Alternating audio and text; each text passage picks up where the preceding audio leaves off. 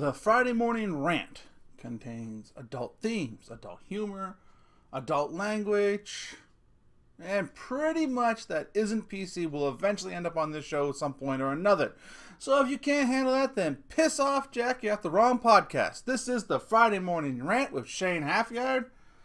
It is Friday, October 18th, 2019, in case you give a shit. I'll tell you, man. What a week. I'm going to share this story with you, and it's about how manly I am. Okay? So, be prepared to be shocked and awed. Alright? Last Saturday, I was asleep, comfortable, in my nice big bed. Okay? And I tend to kind of wake up at around 6 in the morning. I open my eyes a little bit. Sometimes it's for a pee break. Sometimes just because I'm used to getting up at 6 a.m. I wake up. I realize that Saturday I can sleep in. I go back to sleep. Well, this Saturday, I open my eyes and I see this black figure coming towards my face really fast. Okay? I don't see a face. I don't see eyes. I don't see nothing. Keep in mind, I am almost completely blind. So all I see is a bubble of black coming towards me. This is when I let loose my leonine battle cry. I swear, it was a battle cry. It kind of sounded like this. But it's meant to be a battle cry. I mean, I blame it to the fact that, when you wake up, your throat is a little dry and you're not used to, your voice isn't quite there yet. So I think it was meant to be a battle roar, but it just came out. And I meant to use the blanket as a shield to distract the enemy, not pull it up over my face. So anyway, after I let out my manly battle cry and moved back as far as I could in one motion, I hear a familiar laugh and giggle, and it's my wife. Oh my gosh, she scared the shit right out of me. And she's laughing. She goes, "I just went to kiss you goodbye. I'm going to work." So I was like, oh God. So yeah, she just scared the shit right out of me. And I was like, God, fuck.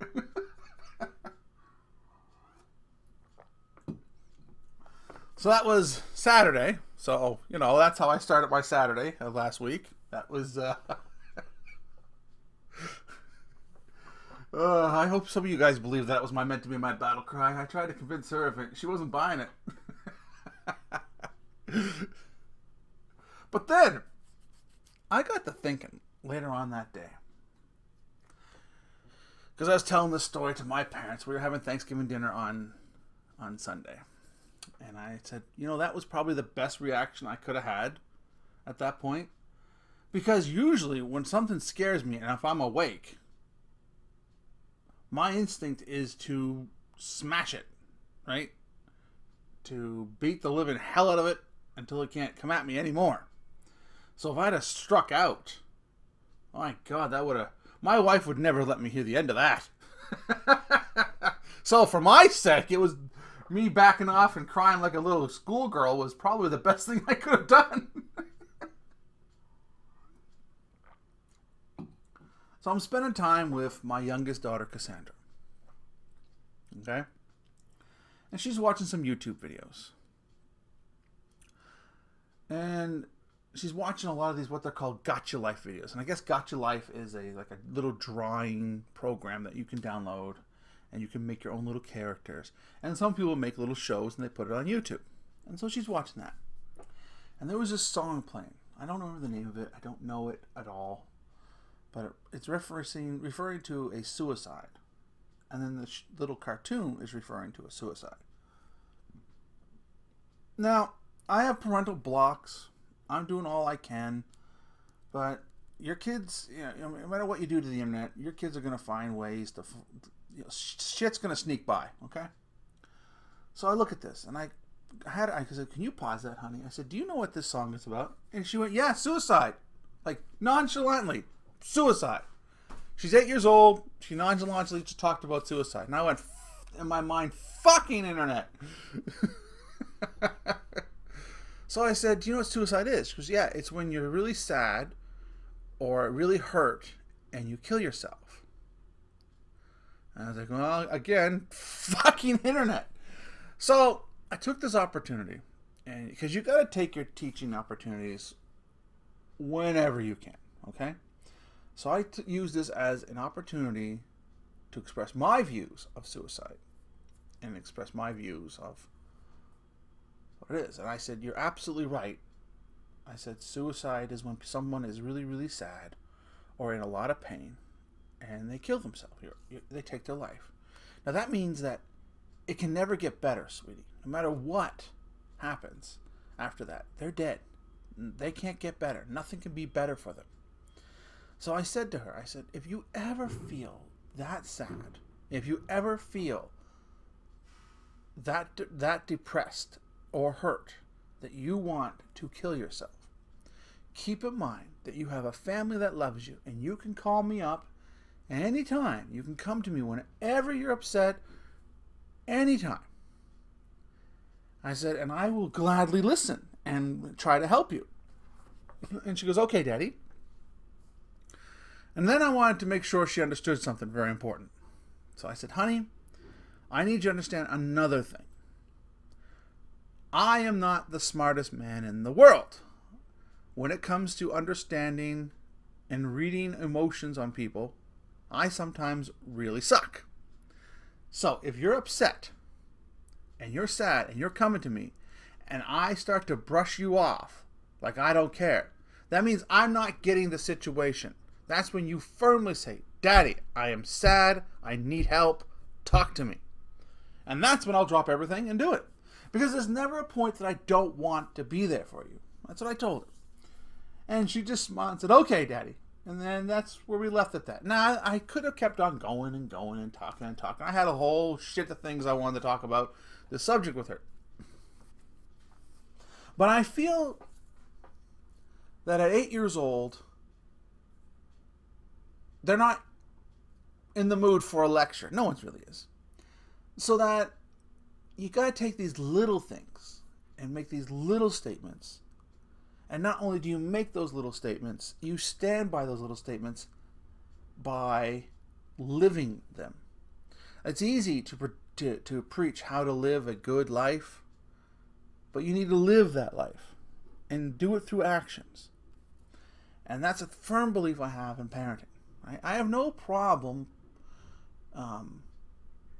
teasing my kids playfully, joking around, calling them like doughhead or tickling them or anything like that. But I also have no problem when they have sometimes just an urge to cry for no reason. Sometimes kids just get up, something overwhelms them, they cry, and I have no problem just scooping them up and letting them cry. And I think that when you live your life the way you preach how to live life, I think kids pay attention more to that. Now, this is my opinion. I would love to hear yours about that. That would be a wonderful thing. I would love to hear some topics about parenting. Right? I mean, lately I've been getting a lot of dirty topics. I just want to have some decent conversational topics here. Although the dirty ones are fun. Don't get me wrong. Don't stop sending those. So, here's another thing. I think my daughter Eleanor is trying to give me a fucking heart attack. She was asking about piercings and tattoos. She's 14. She's beautiful. She doesn't need to change anything. But she has friends that are just fucking annoying. I don't know. Anyway, she started talking about piercings, right? And tattoos. The first thing she said is, can I get my eyebrow pierced? And I said, no. She said, what about my nose? I said, no. What about my belly button? I said, well, all right. I'll let you get a little belly button ring if you want to. And she goes, can I get another couple more piercings in my ears? And I said, yeah, ears are free game. And then she goes, what about, can I get a tattoo? And I said, no, you can't get a tattoo. You're 14. Well, my friend has a tattoo and she's 14. Her parents did it. Well, just because her parents are fucking morons doesn't mean I'm going to be one. Like, oh my God. So then she's like, well, why can't I get a tattoo? So the best thing I could do to explain to her is I said to her, at 18 years old, you're legally an adult and you can get whatever you want done. But until then, it's my job to help guide you make proper decisions. Okay? It's my job to help you make the best decisions you're going to make at 18 and up.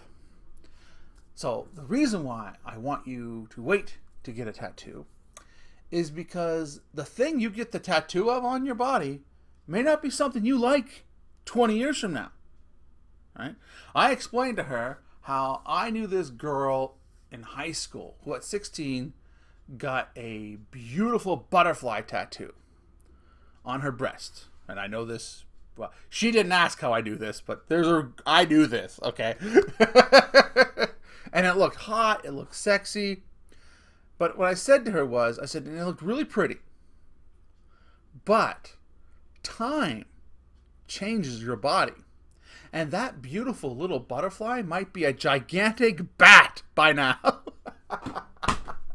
It ain't gonna look as sexy, I'm telling you right now. So she laughed at that. But then I said, the other reason why, and I use this as an example. When she was a little girl, she loved this TV show called The Doodle Bops. And it's about 3 clown-like people who have a band and they sing, right? She loved them so much that she went to see them in concert with her mom. She thought they were the greatest. And I said, what if at 4 years old, you wanted a tattoo of the Doodle Bops? And we were such poor parents, we let you do it. How would you feel about the Doodle Bops tattoo now? How do you feel about the Doodle Bops now? She goes, well, that'd be stupid. That'd be embarrassing to have that tattoo. And how exactly. The tattoo you get is the tattoo you have for the rest of your life. It's expensive to have it removed. So I said, I want you to think long and hard before you get a tattoo and understand that I'm not going to let you get one until you're 18. And she agreed reluctantly, but, you know, I think I reached her. All right? I hope I reached her because I don't want her making mistakes like that. It's her life, and they're her mistakes to make, but not yet. Not yet. She's only 14. At 18, yes, I have to take a step back. I have to let her make her mistakes and live her life and respect that. Give an opinion here and there, but oh no, just let things go. But now I don't have to. Now's the time to influence her. So this is the part where I think she's trying to give me a fucking heart attack.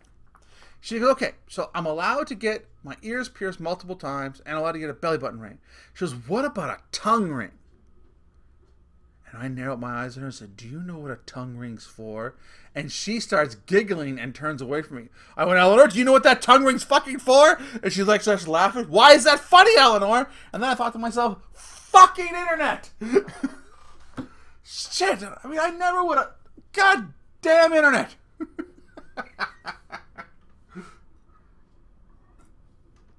So then my answer was, no, you can't get a goddamn tongue ring. Don't even mention tongue ring to me. Jesus. So then I started talking to a buddy of mine who also has kids.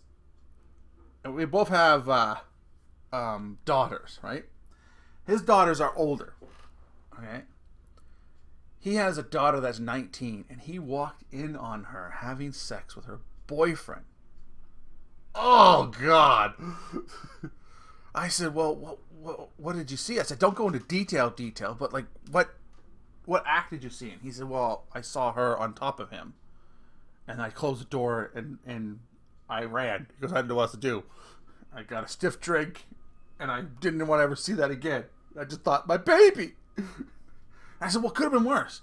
And he goes, Shane, how the fuck could that have been worse? And I said, dude, you could have walked in on her giving a blowjob. And he goes, oh. I said, that's way more intimate. You would have been traumatized. He goes, oh, Jesus, shut up, Shane. But then I started thinking, oh, God damn it. Now I have to be careful as my daughters get older. because you can inform your kids as much as possible about the dangers of sex, but there's a reason why people do it, right? Sex is wonderful. Sex is magical. Sex is intense. It's one of the most pleasurable things you're ever going to experience. And just sometimes, skateboarding isn't going to do it. So you have to accept the fact that your teenagers are eventually going to explore sex.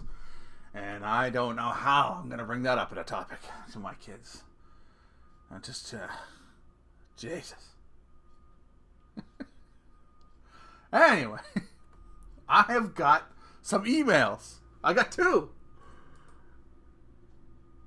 And I will start to read them now. I have to scroll up to the first one here. All right. This one's short and sweet. Hey, Shane, I got a quick question for you. Why are you such a douchebag? Signed, a friend. Well, my friend, I assume you're not a subscriber.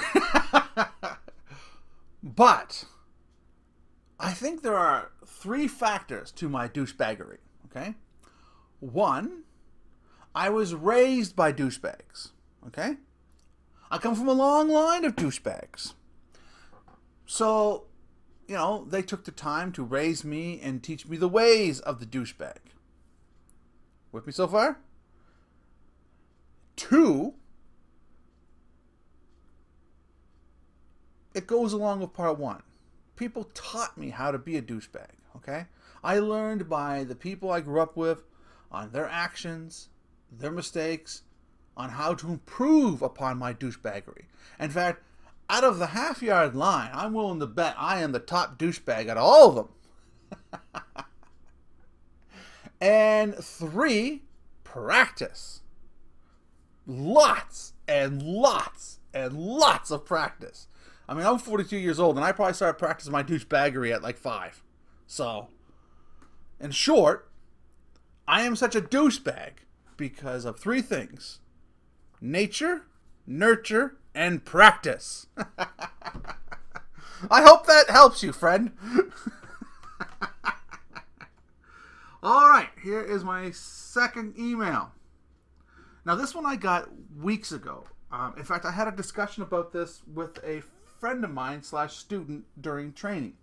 I kind of bounced some ideas off him. He's a smart fella, and he's a good sounding board. So this was a few weeks ago, but I had other emails to answer, and it just kind of got lost in the shuffle. So here it is. Hello, I have a question about racism. You see, I work at an office, and I will be honest, I'm a bit older and not comfortable with the LGBTQ community. I work hard at my job, and I'm close to retiring. So I act professional at my work. Okay? A coworker is a transgender, and she is always asking if I want to hang out, get a coffee. She knows I'm straight, and she's about 27 years younger than me. Oh, no, sorry. She's about 27 years young. Okay, there we go. She's about 27 years young. All right. Well, you could have worded that better, buddy, but whatever. So I don't think she's interested in a romantic relationship. But I am not comfortable with this lifestyle, and I'm not interested in making friends. After many offers to hang out after work, I told her in the parking lot, I'm not comfortable hanging out with a transgender. I said, I'm sorry, but I think it's wrong, and I feel we should just keep our relationship professional. Man, that's ballsy in this day and age. Man, do they clink when you walk out in the stormy weather, buddy? Like big brass ones? So he wants to keep the relationship professional. So a few days later, I was taken into the office of my HR rep and asked if I'd be willing to take a sensitivity course so I can better get along with my coworkers. I asked, why am I being singled out for this? And she didn't want to answer me. So then I came out and mentioned the talk I had with the transsexual in the parking lot. That's when the HR rep said, yes, that was insensitive and inappropriate, and I should consider taking this course so I can better understand her and others like her. So I said, I understand. I don't agree with it, and I don't want to be a part of it. I will treat her and anyone like her with respect, but I shouldn't be made to feel bad for not wanting to be their friend. I left, and now some of my coworkers are distant to me. Did I really do something wrong with how I handled this situation? Why is it we have to respect the LGBTQ community, their rights and their feelings, but no one has to respect me, a straight 61-year-old male's rights and feelings? By the way, I find you funny, and I am a subscriber. Thanks, Bubba. Okay, Bubba. Bubba, you're right. I'm gonna level with you. If you wanted your life to be, at your job to be simple and easy, you just should have kept making excuses. And hopefully she would have taken the hint. Right? Now, were you wrong for saying flat out you're not comfortable? No, I don't think so. Like, this is all my opinion. So, if you really hate me that much with what I'm about to say, grab the pitchforks and torches and, we'll set up a meeting and you can lynch me, okay? But you're absolutely right you should be allowed to express your comforts and discomforts, especially if that's how you handle it. I mean, if you had said, no, I don't want to hang out with you, faggot, yes, that would have been inappropriate and you should have taken some insensitivity training. But if what you said is true and how you handled it is the way you handled it, then they have no business trying to force you into something you're not comfortable with, right? Because when is it that the rights of the individual who are not comfortable with these situations are ignored? Like, why is that something we should ignore? Why do we have to push tolerance upon people? If we are such a tolerant society, shouldn't we be more tolerant to the intolerant? Okay? Like, doesn't that make sense? Like, if there's a racist guy who hates black people, doesn't want to be friends with black people, right? Just not his thing, don't want to do it. He doesn't lynch them, he doesn't put them down, he doesn't call them names. He just says, you leave me alone and I'll leave you alone. Shouldn't he be left alone and respected?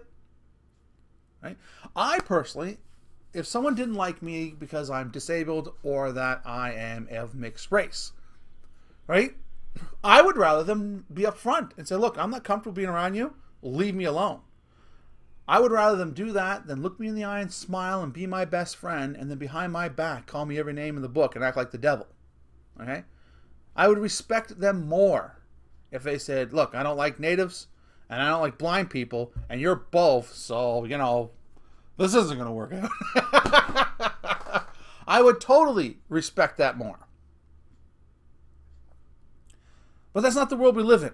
The world we live in lately is everybody has to be tolerant of everything, and if you're not tolerant, then you're out. You got 4 years to retirement? Just tough it out, man. It'll either pass over or it won't.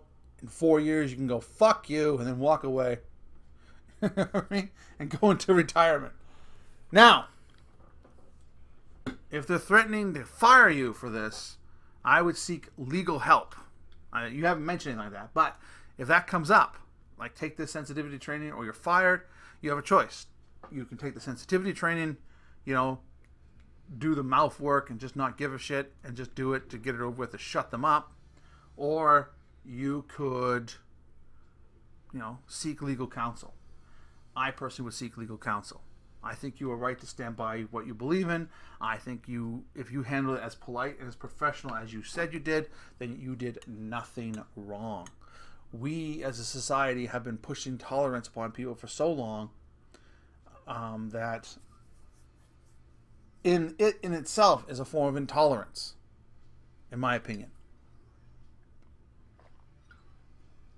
Like the moment if someone says, I'm not comfortable hanging around the Jews, or I don't like the blacks, or I don't like the Asians, or I don't like, the natives, and we single them out to punish them just for a simple statement that they have done nothing criminal. They haven't done any, took any violent actions. They are not holding you back. Then we ourselves have become intolerant, right? And that's when we should take a step back and think about what is tolerance. Isn't tolerance the ability to accept and tolerate everyone around us, to accept the fact that we all have a different opinion, we were all raised differently, and we should be able to live our life the way we want to live it, right? Now, I'm a very tolerant person. Like, you could be a friend of mine, and you can fuck goats on the weekend, and that's your business. I don't give a shit, right? So long as the goat's consenting, right? So that's your business, right? Because that's one thing about you, right? There is a billion other things about you that make you special, unique in who you are. And we all have one or two or three or five or 100 things that most of the people will not understand about us, will not accept about us, and could possibly not want to be around us for those things, right? We all have something, a quirk, a flaw, all right? But then we also have those other wonderful things about us, right? Like, I am a very opinionated person. I don't know if you notice this or not. And I will say my opinion. And sometimes I say it a bit harshly. And my friends sometimes get the brunt of that. Right? But they tolerate me because I am also a very loyal friend. Okay? Like, anybody who spent any length of time, I'm talking the guys that have been around me for 20 years, right? Or nearly 20 years. I'm talking former students, friends, co-workers that walk with me. I am an agitator. I'm a shit disturber. I like to joke around and tease and all that stuff. But if you come to me with a problem, and if I can help you, I'll help you, right? Or if someone is threatening to hurt you in front of me, I'll be one of the first people that will stand right in front of you. So my friends forgive my flaws because of my other qualities, where I am very open and funny and friendly and able to, considerate. Like, I have close friends. Every time their birthday comes around, I cook for them, right? Because I can't really afford to get them gifts, but I say, come over, tell me what you want to eat. I will make a meal. We will talk, and we will celebrate your birthday. And I do that for my friends and sometimes my friends' kids, right? So that is why they tolerate me. I have other friends who have their flaws. One of them is very cheap and sensitive, but he is a very loyal friend. And if you sit him down and say, this is why you shouldn't have done that, he's like, shit, I'm sorry. And then he goes off and tries his best to make it right. And those are wonderful qualities in him, right? So that's how people should be looked at. I had, my grandfather, both my grandparents are a little racist, right? Because that's the way they grew up. But they were still loving, because one of them passed away. But they're still loving. If I needed help, they'd help me. They were funny. They were great company, great people to be around. So therefore, why would I fault them for a couple little bad things? Okay? Right? You have to take the good with the bad. Nobody's perfect, and nobody's ever going to be perfect. Right? To be perfect is to be divine, and no one on this planet is divine. Right? It's not happening. Anyway, that's my 2 cents on the matter. Bubba, you are in this month's draw for $25. $25 gift card of your choice, and you are also going to be put into the draw for the end of the year gift card of $100 of your choice. So people, if you're interested in this, you want to enter this contest, all you have to do is first you have to subscribe if you haven't. Second, you can leave a comment down below and I will read it, and if I read it on the air, you're in. Okay? Or you can send an email to shanehalfyard@hotmail.com, and you can ask a question, a topic idea, call me a douchebag.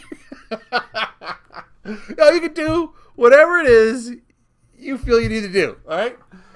So, anyway, that's it for now. That's all I had to say. Kind of a shorter one this week. So, just remember, take care of yourselves and each other, and I'll talk to you next week. Bye.